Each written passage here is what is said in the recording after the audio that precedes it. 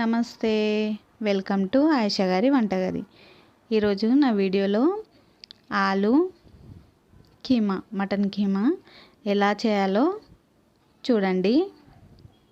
చాలా సింపుల్గా అయిపోతుంది. కావాల్సిన ఐటెం కీమా పావు కిలో, ఒక చిన్న ఉల్లిపాయ, 2 పచ్చిమిర్చి,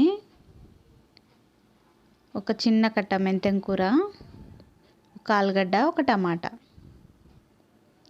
పసుపు, అల్లం పేస్టు, ధనియాల పొడి, సాల్టు, మిర్చి పౌడర్. చాలా సింపుల్గా అయిపోతుంది. ఎలా చేయాలో చూడండి. ముందుగా గ్యాస్ పైన కుక్కర్ పెట్టి ఆయిల్ మంచిగా మీడియం మీద పెట్టాలి. ఆయిల్ మంచిగా వేడైన తర్వాత ఉల్లిపాయ వేయాలి. చూడండి, చిన్న ఉల్లిపాయ, 2 పచ్చిమిర్చి. ఆయిల్ వేడైన తర్వాతనే వేయాలి. మంచిగా ఫ్రై చేయాలి. చూడండి, ఒక స్పూన్ అల్లం పేస్ట్ వేసేసి మంచిగా ఫ్రై చేయాలి. ఒక స్పూన్ అయితే సరిపోతుంది. ఇది కీమా పావు కిలో ఉంది కదా, ఒక స్పూన్ అల్లం పేస్ట్ అయితే సరిపోతుంది. చూడండి, మంచిగా ఫ్రై చేయాలి ఆయిల్లో. 1/2 స్పూను పసుపు తక్కువ పడుతుంది, చూసుకొని వేయాలి. కలర్ఫుల్ వచ్చేసింది. చూడండి, మంచిగా ఫ్రై చేయాలి ఆయిల్లో. స్పూను 1.5 స్పూను, అంటే మీకు ఎట్లా తినాలంటే అట్లా సాల్ట్ వేసుకుని, మీ ఇష్టం అది సాల్ట్. చూడండి, ధనియాల పొడి స్పూను, గరం మసాలా 1/2 స్పూన్, 2 కలిపి పెట్టిన అన్నట్టు. 2 స్పూన్ల మిర్చి పౌడర్. ఇది కొద్దిగా మటన్ కీమా కదా, కొద్దిగా మిర్చి అంటే హాట్గా ఉంటేనే బాగుంటుంది.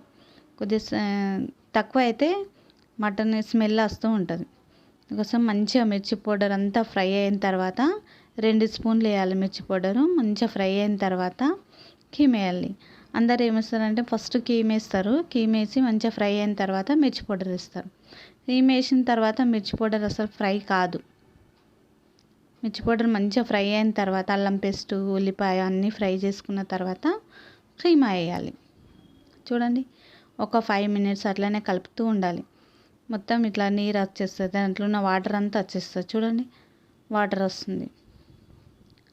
ఒక 5 మినిట్స్ తర్వాత పెద్ద గిలాస్ అయితే 1 గ్లాస్ వేయాలి వాటరు, చిన్న గిలాస్ అయితే 1.5 వాటర్ వేస్తూ ఉండాలి. కొద్దిగా ఒక 5 మినిట్స్ ఇట్లా కలిపేసి డక్కన పెట్టాలి. ఒక 5 మినిట్స్ డక్కన పెట్టి ఒక 4-5 విజిల్స్ వచ్చే వరకు చూడాలి.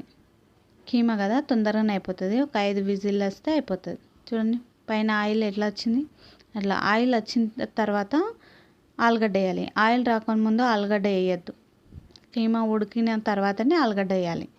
ఉడకకముందు ఫస్ట్ ఆలుగడ్డ వేస్తే మొత్తం గుజ్జు గుజ్జు అయ్యి మెత్తగా అయిపోతుంది. అది ఒక్కటి చూసుకోవాలి దీంట్లో. కీమా మొత్తం ఉడికిన తర్వాత ఆలుగడ్డ, టమాటా, మెంతెం కూర, కొత్తిమీర, మీకు ఏది ఇష్టం, ఇంకా బఠానీలు ఇష్టమైతే బఠానీలు వేసుకోవచ్చు. దీంట్లో బాగా టేస్టీగా ఉంటుంది.